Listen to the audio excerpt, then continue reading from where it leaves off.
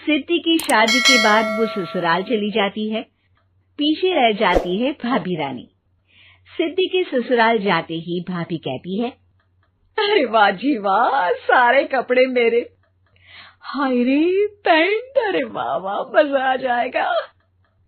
अरे ये सिद्धि की अलमारी के सामने खड़े होकर क्या बड़बड़ा रही है?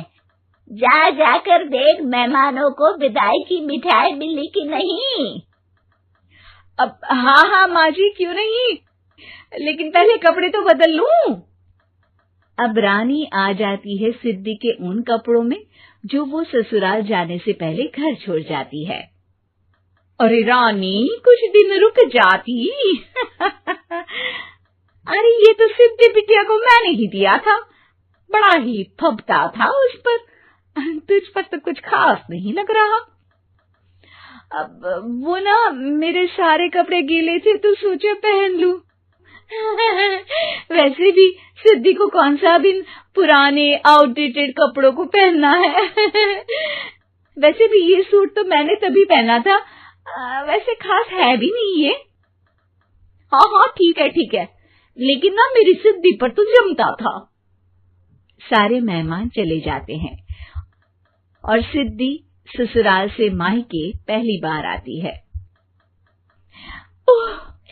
अपना घर, अपना कमरा, अपनी अलमारी। ये बोलकर जैसे ही सिद्धि अलमारी खोलती है तो सामने उसके कपड़ों की जगह कुछ और ही रखा होता है। माँ, ओ माँ, जरा कमरे में तो आना। सास और रानी वहां पहुंच जाते हैं। रानी ने पहनी होती है सिद्धि की जींस और टी शर्ट। अरे भाभी, ये क्या? ये तो मेरी बड़ी ही महंगी टी शर्ट है, इसे आपने घर में क्यों पहनी है? अरे बहुत मिलती है दीदी ये चौकी मार्केट में, 150 में। ओ भाभी प्लीज, ये एरोपोस्टल है, 2000 की एक टी शर्ट। ओहो, 2000 में तो दीदी 4 साड़ी आ जाए। अब क्या बोलूं? भाभी, ये मेरी अलमारी में छोटू के कपड़े, तो मेरे कपड़े कहाँ हैं? मेरी अलमारी में? अब दीदी आपको कौन से पुराने कपड़े पहनने थे? माना भाभी, लेकिन मैं जब घर आती तो यही सब पहनती ना। अरे तुम तो बड़ी कंजूस हो दीदी। खैर, वक्त आता है जब सिद्धि ससुराल के लिए रवाना हो रही होती है। अरे रानी, अंदर से सिद्धि का गिफ्ट ले आ, लड़की पहली बार ससुराल से मायके आई है। रानी अंदर जाती है और एक सिंपल सी साड़ी लेकर बाहर आ जाती है। ये लीजिए माँ जी। सास बेटी को गिफ्ट देकर ससुराल भेजती है। अगले दिन रानी एक सुंदर सी साड़ी पहनकर सामने आती है।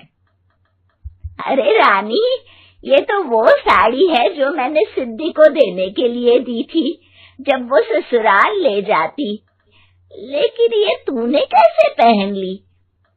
अरे माँ जी, ये साड़ी तो मुझे बहुत पहले से ही पसंद थी, लेकिन चिंता ना करिए, मैंने सिद्धि के लिए भी अच्छी सी साड़ी दी है। हाँ। तभी सिद्धि का फोन आता है। क्या माँ, कुछ अच्छा तो दिया होता ससुराल ले जाने के लिए। अरे पहले दिखा दिया होता। ये चमकते हुए पैकेट में नौकरानी वाली साड़ी मत दिया करो माँ।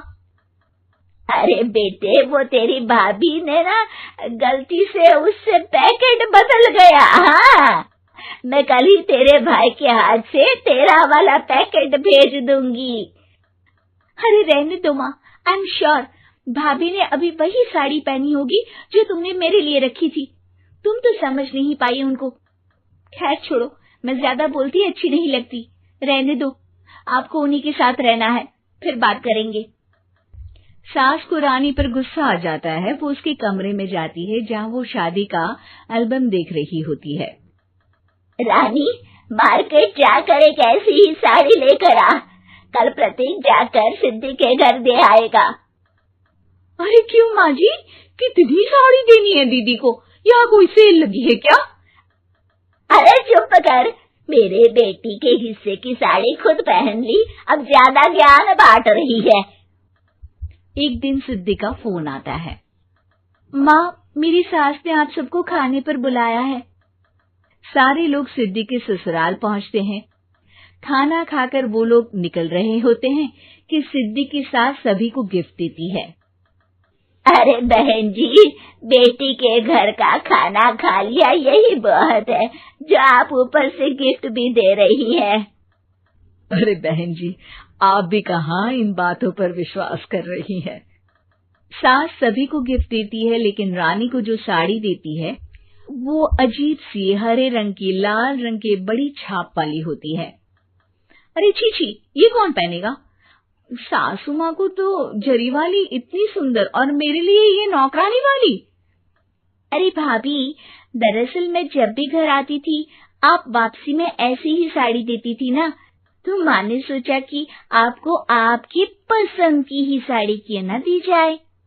बेचारी रानी, बोलती भी तो क्या। सिद्धि और सास रानी का चेहरा देखकर हंसने लगती है, तो रानी समझ जाती है कि अपने ही बिछाए जाल में वो फंस चुकी है।